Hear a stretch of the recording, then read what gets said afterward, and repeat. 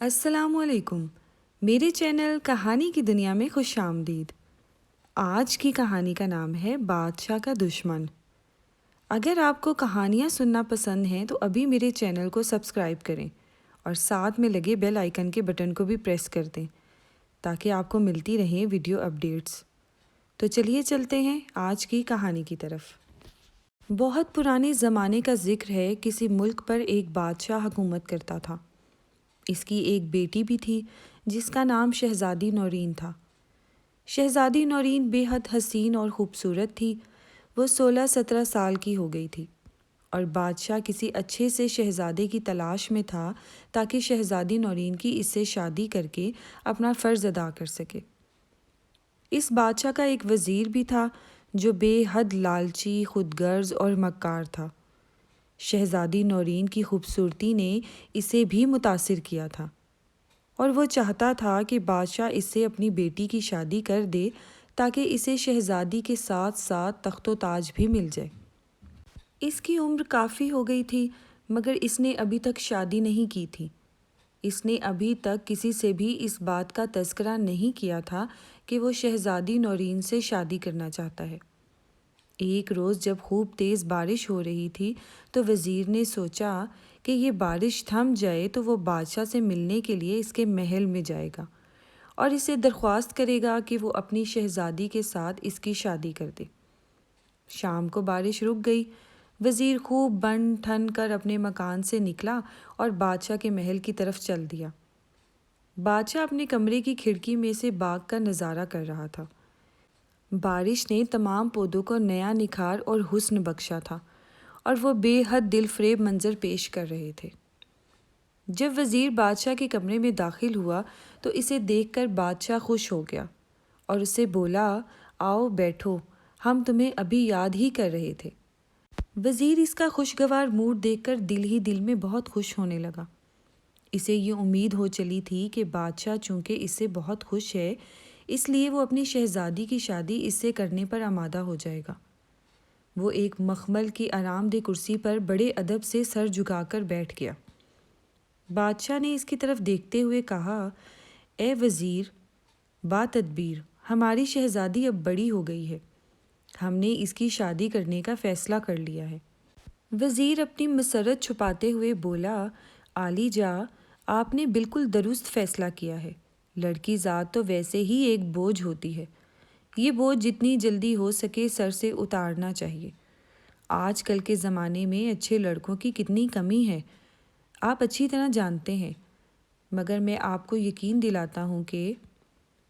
بادشاہ نے وزیر کی پوری بات بھی نہ سنی تھی اور اس کا شانہ تھپ تھپا کر بولا، شاید تم یہ کہنا چاہتے ہو کہ تم شہزادی کے لیے کوئی اچھا سا شہزادہ تلاش کرو گے۔ ہم تمہاری وفاداری سے بہت خوش ہوئے ہیں۔ اسی خوشی میں یہ ہار اور 3 دن کی چھٹی انعام میں دیتے ہیں۔ یہ کہہ کر بادشاہ نے اپنے گلے سے سچے موتیوں کا ہار اتار کر وزیر کو دیا اور پھر بولا، ہم نے خود بھی شہزادی کے لیے ایک رشتہ ڈھونڈ لیا ہے۔ وہ ہمارے شمالی ملک کے بادشاہ کا بیٹا ہے۔ وہ آج کل یہاں آیا ہوا ہے اور ہمارا مہمان ہے۔ شہزادہ اور شہزادی ایک دوسرے سے بہت جلد گھل مل گئے ہیں۔ ہم بہت جلد دونوں کی شادی کر دیں گے۔ وہ دیکھو دونوں باغ میں ٹہل رہے ہیں۔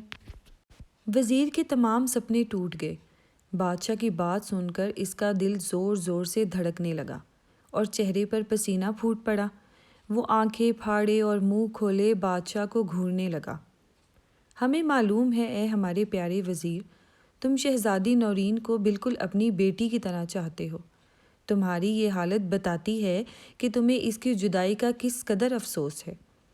ہم بھی جب یہ سوچتے ہیں کہ شہزادی ہم سے بچھڑ کر اپنے گھر چلی جائے گی تو ہماری بھی بالکل ایسی ہی حالت ہو جاتی ہے۔ صبر کرو، بیٹیاں تو پرایا دھن ہوتی ہیں۔ یہ کہتے کہتے بادشاہ کی آواز روند گئی۔ تھوڑی دیر بعد وزیر اس سے اجازت لے کر اپنے گھر آ گیا۔ اسے اس بات کا بے حد ملال تھا کہ شہزادی کی شادی اس کے بجائے ایک شہزادے سے ہو رہی ہے۔ چونکہ وزیر بے حد مکار تھا اس لیے اس نے سوچا کہ اگر وہ اپنی چالاکی سے بادشاہ کو قتل کر دے تو اسے یہ تخت و تاج بھی مل سکتا ہے اور شہزادی سے اس کی شادی بھی ہو سکتی ہے۔ وزیر کو ساری رات نیند نہیں آئی۔ وہ بادشاہ کو قتل کرنے کے مختلف طریقوں پر غور کرتا رہا۔ آخر اس کے ذہن میں ایک ترکیب آ ہی گئی۔ اس نے سوچا کہ وہ بادشاہ کے باورچی کو اپنے ساتھ ملا کر بادشاہ کے کھانے میں کوئی زہریلی چیز ملا دے گا اور بادشاہ کے مرتے ہی وہ عارضی طور پر تخت و تاج سنبھال لے گا۔ اس کے بعد جب پوری طرح ملک کی بھاگ دوڑ سنبھال لے گا تو شہزادی نورین سے شادی کرنا کوئی مشکل کام نہ ہوگا۔ یہ تمام باتیں سوچ کر وہ مطمئن ہو کر سو گیا۔ اگلی روز صبح محل میں بادشاہ، ملکہ، شہزادی نورین اور شہزادہ شکیل ناشتے کے لیے بیٹھے ہوئے تھے۔ بادشاہ کے چہرے پر فکر مندی اور پریشانی کے آثار تھے۔ ملکہ اس کی شکل دیکھ کر بھاپ گئی کہ ضرور کوئی خاص بات ہے۔ اس نے جب بادشاہ سے اس بارے میں پوچھا تو بادشاہ نے بڑے دھیمے لہجے میں کہا، میں نے رات ایک بھیانک خواب دیکھا ہے۔ میں نے دیکھا ہے کہ میں جنگل میں شکار کھیلنے گیا ہوں، وہاں مجھے تھکن سی محسوس ہوئی تو میں ایک درخت کے نیچے سستانے کے لیے بیٹھ گیا۔ وہاں بیٹھے ہوئے مجھے زیادہ دیر نہ گزری تھی کہ میرے پیچھے سے ایک سیاہ رنگ کا سانپ بڑی تیزی سے میری طرف بڑھا اور میرے پاؤں کو ڈس کر اپنے بل میں جا گھسا۔ میرا خوف و دہشت کے مارے برا حال ہو گیا تھا اور پھر اسی عالم میں میری آنکھ کھل گئی۔ بادشاہ کا خواب سن کر ملکہ بھی فکر مند ہو گئی۔ ناشتے کے فوراً بعد اس نے شاہی نجومی کو طلب کر کے اسے بادشاہ کا خواب سنایا اور اس خواب کی تعبیر پوچھی۔ اس نجومی کی عمر 180 برس کی تھی۔ اس کے سر اور داڑھی کے بال روئی کے گالوں کی طرح ملائم اور برف کی طرح سفید تھے۔ اس نے بڑے غور سے بادشاہ کا خواب سنا اور پھر اپنے ساتھ لائی ہوئی موٹی موٹی کتابوں کی ورق گردانی کرنے کے بعد وہ کچھ حساب کتاب کرنے لگا۔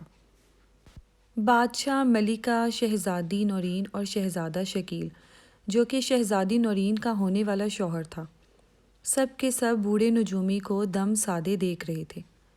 تھوڑی دیر بعد نجومی نے حساب لگانے کے بعد ملکہ سے مخاطب ہو کر کہا، ملکہ صاحبہ، خدا بادشاہ سلامت کی عمر دراز کرے۔ ان کا ایک دشمن پیدا ہو گیا ہے۔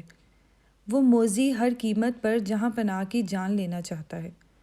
بادشاہ سلامت نے جو سانپ دیکھا تھا وہ اسی دشمن کی طرف اشارہ ہے۔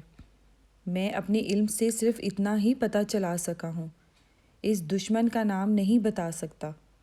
پھر بھی میں اتنا ضرور کہوں گا کہ اگر اس دشمن کو نہ پکڑا گیا تو وہ اپنی عیاری اور مکاری سے عالی مرتبہ بادشاہ سلامت کو ضرور نقصان پہنچا دے گا۔ نجومی کی بات سن کر ملکہ کے ہوش اڑ گئے۔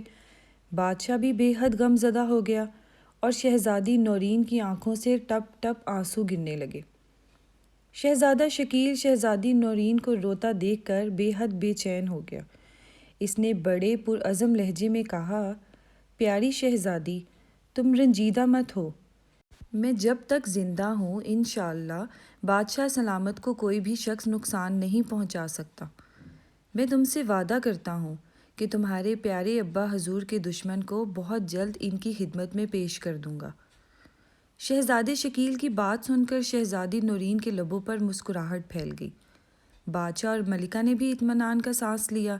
انہیں امید تھی کہ شہزادہ شکیل اس دشمن کو پکڑنے میں ضرور کامیاب ہو جائے گا۔ بادشاہ وہاں سے اٹھ کر دربار میں چلا گیا کیونکہ دربار کا وقت ہو گیا تھا۔ ملکہ اپنے دوسرے کاموں میں مصروف ہو گئی اور شہزادی نورین کی چند سہیلیاں آ گئی تھیں، وہ ان کے ساتھ باتیں کرنے لگی۔ شہزادہ شکیل کچھ سوچنے میں مصروف تھا۔ اچانک اس کے ذہن میں ایک بڑی اچھی ترکیب آ گئی۔ وہ کمرے سے نکل کر باغ میں آیا۔ اس نے دیکھا کہ بادام کے درخت پر ایک طوطا بیٹھا ہے، ایک پکے ہوئے بادام پر اپنی چونچ مار رہا ہے۔ شہزادہ شکیل بہت ہی آہستگی سے درخت پر چڑھا اور طوطے کو پکڑ لیا۔ پھر اس نے طوطے کو ایک بہت ہی خوبصورت پنجرے میں بند کیا۔ پنجرہ سونے کی تیلیوں کا بنا ہوا تھا۔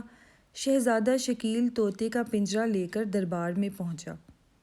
بادشاہ اپنے تخت پر بڑے باروب طریقے سے بیٹھا ہوا تھا۔ تمام درباری فرش پر بچھے قیمتی قالین پر بیٹھے ہوئے تھے۔ شہزادہ شکیل نے بادشاہ سے کہا، جہاں پناہ، میرے ابا حضور نے یہ جادو کا طوطا آپ کے لیے بھیجا ہے، اسے قبول فرما کر شکریہ کا موقع دیں۔